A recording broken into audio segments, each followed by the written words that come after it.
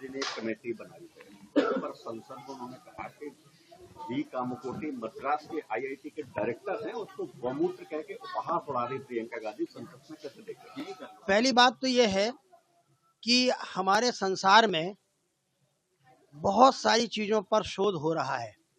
गोवंश पर, भारतीय मूल के नस्ल की गायों पर वैज्ञानिकों ने तरह तरह के न केवल भारतवर्ष में शोध किए हैं, बल्कि भारत के बाहर, भारत की भौगोलिक सीमाओं के बाहर जहाँ जहाँ भी गोवंश पाया जाता है, वो भारतीय मूल का हो अथवा विदेशी मूल का हो, संकर गोवंश हो या विशुद्ध गोवंश हो, उनके मूत्र पर भी शोध किया गया है, उनके गोबर पर भी शोध किया गया है, उनके जीवन पर भी शोध किया गया है, उनकी देह रचना पर भी शोध किया गया है। यहाँ तक कि देह के अंदर के जो छोटे छोटे इंटरनल पार्ट हैं, देह के अवयव हैं, उन पर भी दुनिया के कृषि और गो वैज्ञानिकों ने बहुत शोध किया है और पाया है कि गाय के गोबर में, खास तौर से भारतीय मूल की गाय, उसके गोबर में और उसके मूत्र में जो घटक पाए जाते हैं, गाय के मूत्र में 23 प्रकार के रासायनिक घटक पाए जाते हैं जो जीवनोपयोगी हैं, पृथ्वी के लिए भी उपयोगी हैं और मनुष्यों के लिए भी उपयोगी हैं।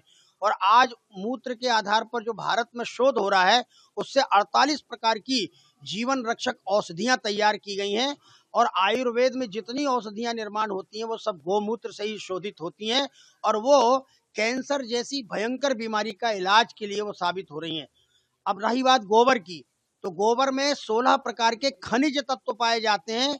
अगर किसी व्यक्ति को, किसी बालक को सूखा रोग हो गया है, तो सूखा रोग का उपचार करने के लिए गाय के गोबर का जो रस निकलता है, गोमय कहते हैं उसको, उसके आधार पर कई प्रकार की चीजों का मिश्रण करके जो औषधि बनाई गई है, अगर 15 दिन लगातार चटा दिया जाए तो उसके अंदर सारे मिनरल्स, सारे सब प्रकार की धातुएं निर्माण होने लगती हैं और सूखा रोग अपने आप समाप्त हो जाता है।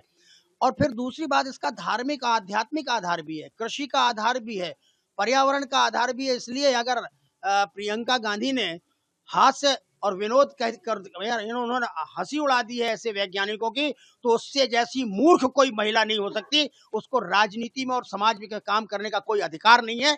ये अनर्गल प्रलाप करने वाले, इनके नाना परदादा परनाना, ये सब शुरू से भारतीय विधाओं का विरोध करते आए हैं। तो अगर वो ऐसा हास्य और विनोद कर रही है और विरोध कर रही है, तो हम तो कहते हैं कि भारतीय समाज के लोगों को, ऐसे लोगों को बहिष्कृत करना चाहिए। गावो विश्वस्य मात्रा वेदों में कहा गया है, वो क्या जाने, उनको ना वेद का ज्ञान है, ना शास्त्र का ज्ञान है, ना परंपरा का ज्ञान है, ना विश्वास का ज्ञान है, केवल केवल केवल अपने स्वार्थ का ज्ञान है। इसलिए वो इस प्रकार का अनर्गल प्रलाप कर रही हैं, उसकी आलोचना करते हैं, निंदा करते हैं। आपको लगता है आज गुरु पूर्णिमा है, उनके जीवन में शायद गुरु के अभाव है तभी ऐसी बातें कर रही है? हाँ बिल्कुल बिल्कुल, ऐसे, अरे गुरु कोई है ही नहीं। गुरु उनको वही मिले हुए हैं जो लोगों का धन हरण करने वाले लोग हैं। वो जो भौतिकवादी लोग हैं वो क्या जाने इन आध्यात्मिक रहस्य को। इसलिए आज गुरु पूर्णिमा के दिन मैं उसको कह रहा हूँ कि अगर शास्त्रार्थ करना है तो आ जाए हमारे पास, हम उसकी लैंग्वेज भी बोलना जानते हैं जिस लैंग्वेज में हमसे शास्त्रार्थ करना चाहती है। क्या अनर्गल प्रलाप कर रहे हैं, ऐसे लोगों की बकवास करते हैं। ऐसे लोगों पर टिप्पणी करना भी हमको खराब लगता है, क्योंकि आप पत्रकार जगत के हैं, समाज को बताना चाहते हैं कि लोग कैसे कैसे हैं। मजाक उड़ाना, हास्य परिहास करना, ये अच्छी बात नहीं। गंभीरता पूर्वक राजनीति में आना चाहिए। भाई बहन दोनों ही मूर्खाधिराज हैं।